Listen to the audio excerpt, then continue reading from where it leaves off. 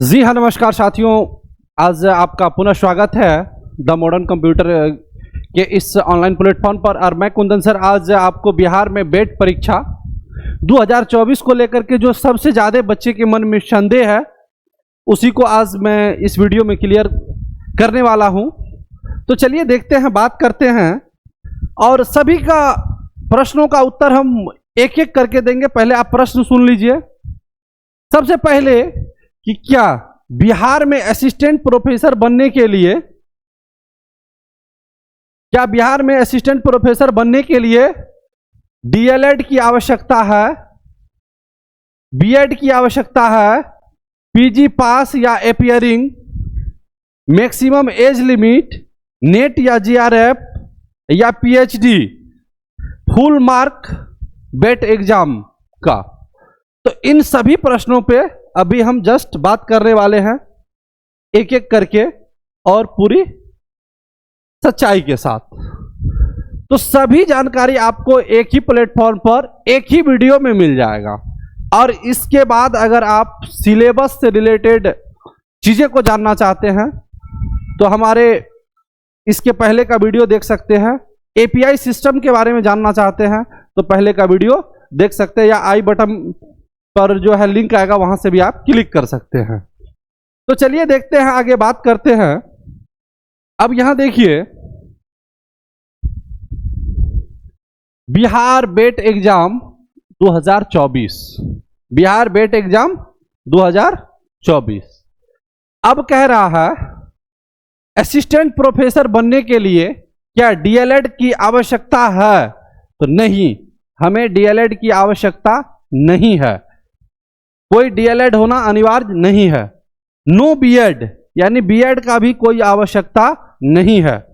अब कह रहा है ओनली पीजी पास बन सकते हैं असिस्टेंट प्रोफेसर। जी, जो भी अभ्यर्थी पीजी पास है वो किसी भी सब्जेक्ट से है तो वो बन सकते हैं असिस्टेंट प्रोफेसर। अब थोड़ा देखिए, पीजी वाले स्टूडेंट का सबसे ज्यादा प्रश्न है कि जो स्टूडेंट एपियरिंग में है उनका क्या होगा।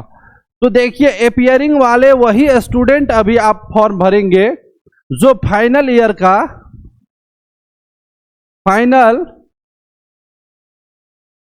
ईयर का एग्जाम दे दिए हैं।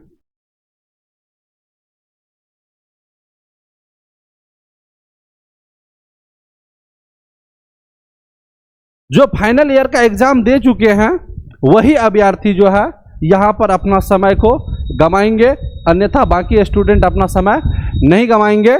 हाँ, लेकिन जानकारी के लिए आप वीडियो को देखें, जानकारी प्राप्त करें, जानकारी रखना जरूरत है। अगर आप पीजी में फाइनल ईयर में हैं तब आप हो सकता है कि जब तक इसका नोटिफिकेशन आए तब तक आपका रिजल्ट क्लियर हो जाए, या लास्ट डेट तक भी आपका रिजल्ट क्लियर हो जाए तो आप फॉर्म भर सकते हैं।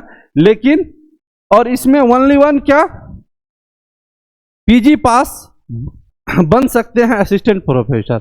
अब यहां से देखिए, एक जो नेट जेआरएफ वाले स्टूडेंट हैं और साथ साथ पीएचडी वाले, अब वो उनका कहना होगा ओनली जो आप सर क्यों लिखे हैं, नहीं तो जो आप पहले से नेट और जेआरएफ पास है तो आपके लिए तो अपॉर्चुनिटी है ही, आपका सीट कहीं भी नहीं गया है, आपका रास्ता कहीं से बंद नहीं है। लेकिन ये रास्ता किसको दिया गया है? पीजी पास वाले के लिए। मतलब ओनली लिखने का मतलब ये हुआ कि ओनली पीजी है, नो डीएलएड और नो बीएड, ओनली पीजी पास। यूजी पास है, यूजी के बाद आप पीजी किए, उसके बाद डीएलएड बीएड की आवश्यकता नहीं है, नेट जेआरएफ की आवश्यकता नहीं है।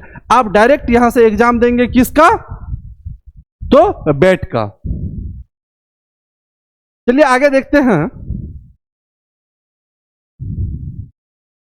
अब आगे देखिए प्रश्न क्या है, कह रहा बेट एग्जाम नोटिफिकेशन कब तक आएगी। अब यहां देखिए, ये जो अपना बिहार है ना, ये अपना बिहार है, यहां कुछ भी हो जाता है।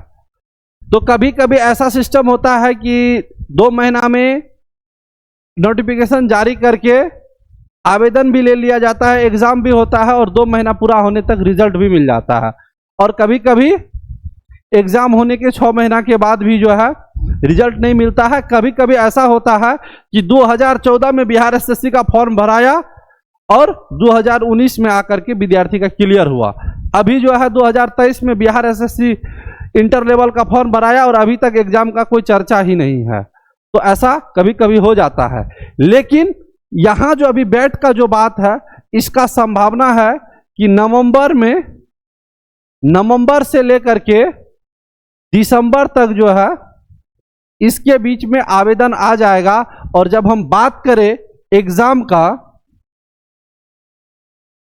का बात करें तो ये जनवरी टू फरवरी के बीच में एग्जाम होने की संभावना है। लेकिन अभी ऑफिशियल नोटिफिकेशन नहीं आया है। लेकिन जो संभावना लग रहा है कि जैसे ही आवेदन मांगा जाएगा और आवेदन कंप्लीट होने के बाद हो सकता है तो करेक्शन का डेट देंगे और उसके बाद एडमिट कार्ड जारी करके एग्जाम लिया जाएगा। अब देखिए कह रहा है ऑनर्स और पीजी में समान विषय होना चाहिए। सबसे बड़ी प्रश्न यहाँ पे स्टूडेंट के साथ यही है कि अगर मान लीजिए आप मैथ से ऑनर्स किए, मैथ के साथ आप ऑनर्स किए यानी कि यूजी किए, मैथ से आप यूजी किए और पीजी में आकर के आप कर लिए हिस्ट्री, तो आप यहां से हिस्ट्री के लिए अप्लाई कर सकते हैं।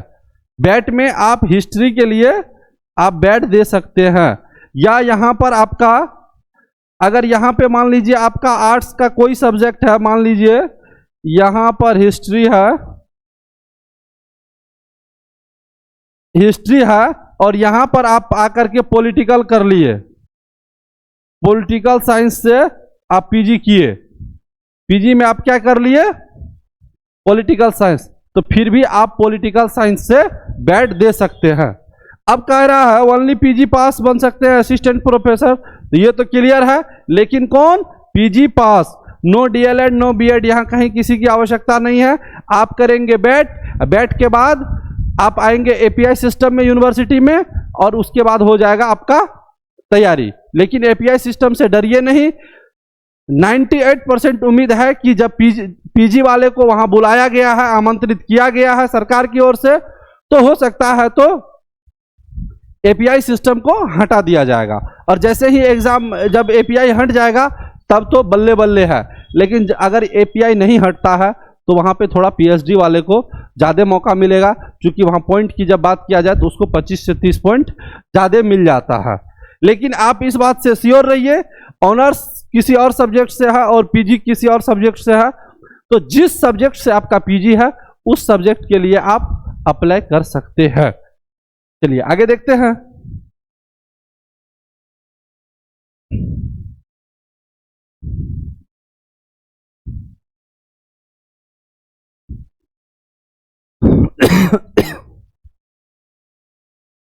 अब यहां देखिए कह रहा मैक्सिमम एज लिमिट क्या होगा।